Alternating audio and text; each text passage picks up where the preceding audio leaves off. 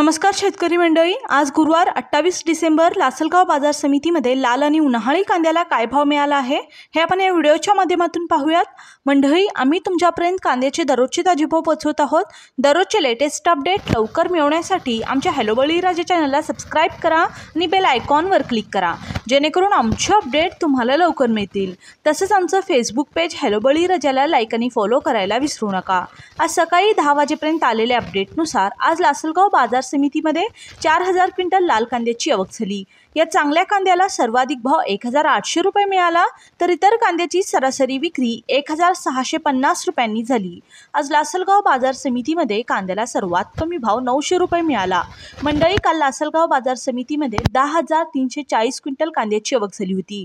या चांगल्या कांद्याला सर्वाधिक भाव 1801 रुपये मिळाला होता, तर इतर कांद्याची सरासरी विक्री 1670 रुपयांनी झाली होती। काल लासलगाव बाजार समितीमध्ये कांद्याला सर्वात कमी भाव 600 रुपये मिळाला होता।